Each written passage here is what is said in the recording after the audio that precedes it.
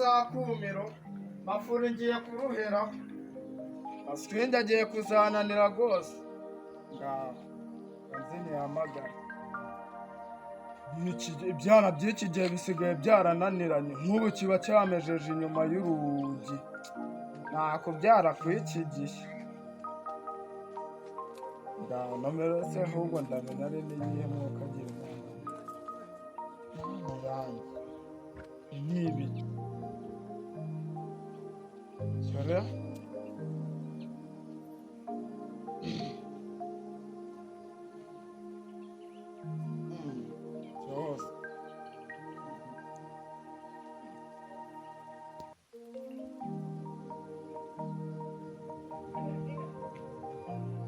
Maswingi usigaye unyiriza inyuma y'urugi tebuka vuba kigoryo agakira navuga bayose reka njye kumva ibintu vyambwira ndabizi ubu ngubu cyasinze rwose nta kundi cyabigenza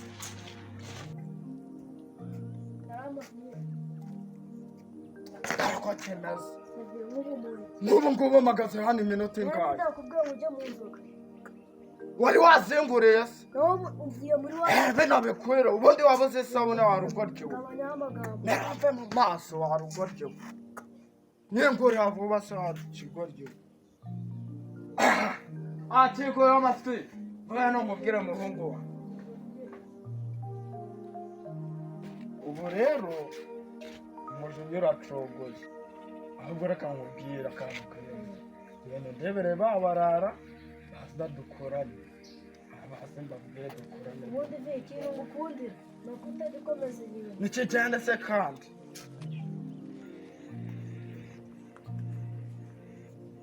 se babarara ndabasanga none ndabura amafaranga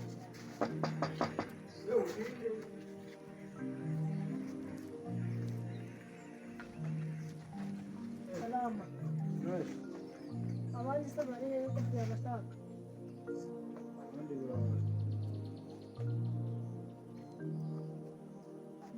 Salama seji. None se vi wawe ngaragushakira iki? Meze bite? Salama ndekwe yarabashaka hari sinari yora gushora Niya gahunda se yo gushimuta abantu mana. Ewa, vyarahita nanyemera vi wawe aranyemera ngende n'igisore kabisa. Sasa nuko mwita mugende. Mutanacinze.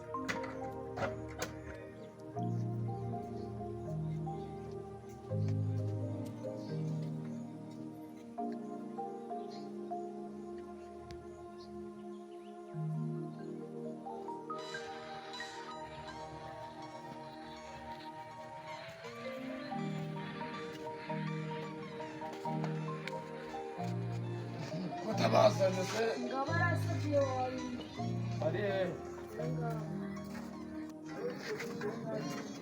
Salama se boss. Gazete boss Ewa na twari tuhageze kabisa.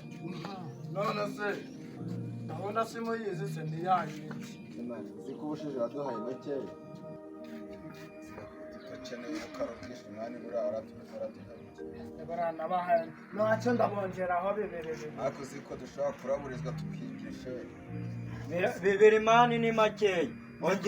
Ongeraho wenda nka 5 mani. ndakongeraho bibiri Bibiri ni makeya kabisa. akose mwagiye muzika urende wabura niyo ngo baguhaye wayembe Ujye umenya ko kari akazi katwishije bavuye kanice mwese ubwo wagwa menshi bwo byakuza gufungwa mani ntacyo ndayabaha mugende Nari bikatugira duhita dukora murera akazi neza mujye haha haha mugende sawa kanajye mbaherekeze nyine nakundi kandi ujye ucungira umutekano neza wa Rwanda sawa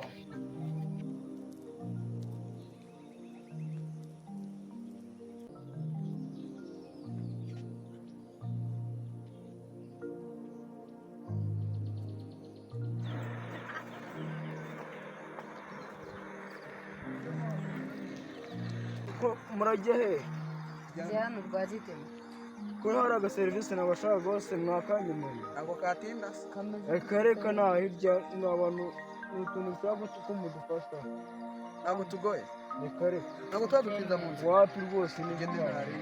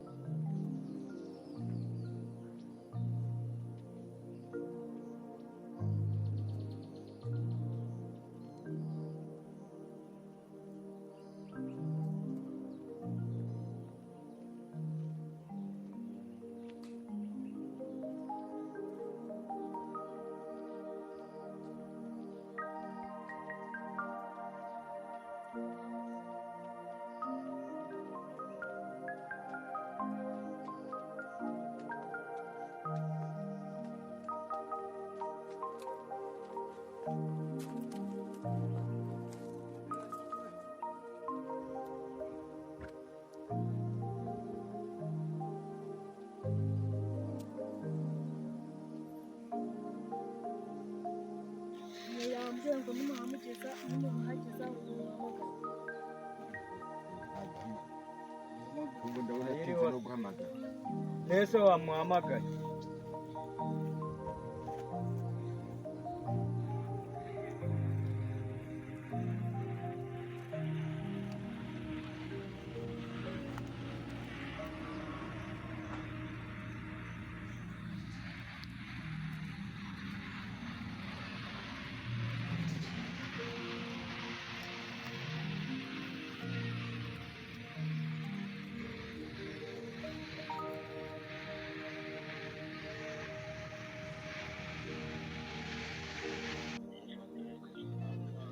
Tebuka kandi uduzane n'udukaro twacu.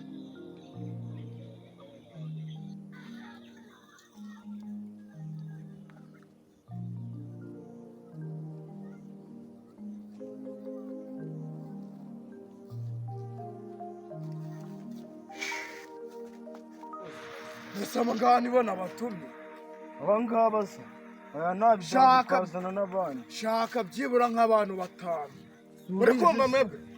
yego boss Ntabidanje reka ze dushake n'abandi Bagira nyine ko twuzuze umubare. nta kibazo Gahunda mwumvishe ukuntu boss avuze. mbese ngo Akeneye dushake abandi.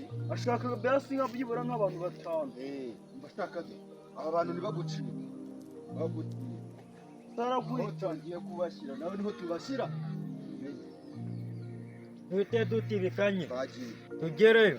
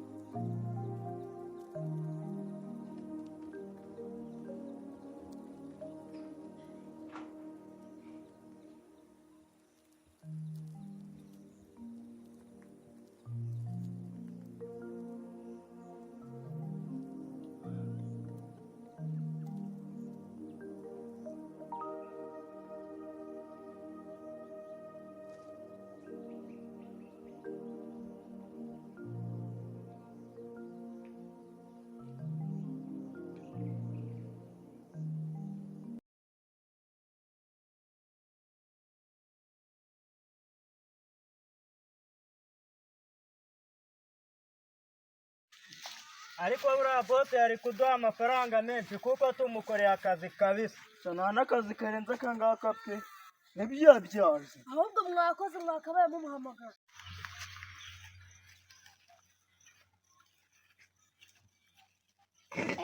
Sema dore ba bantu bashimuta baturukanye ahubwo natwe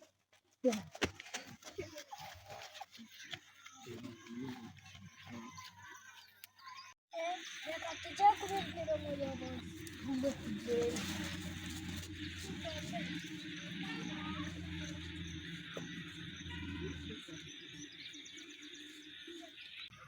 Boss, imari zawe twazihagejeje vayo urebe. ujya ukenera kugura telefone ya okaziyo nzima ukabura aho uyigurira? Igisubizo cyabonetse. Network Service Corp Limited tubafitiye telefone, televiziyo, radiyo ndetse n'ibindi byinshi bya okaziyo. Ducuruza piyese zabyo ndetse turanazikanika. Dusange Gatsibo Rwagitima, ni ku muhanda ahagana kuri betingi. Uzahasanga icyapa cyanditseho Network Service Corp Limited ndetse n'ibyo dukora.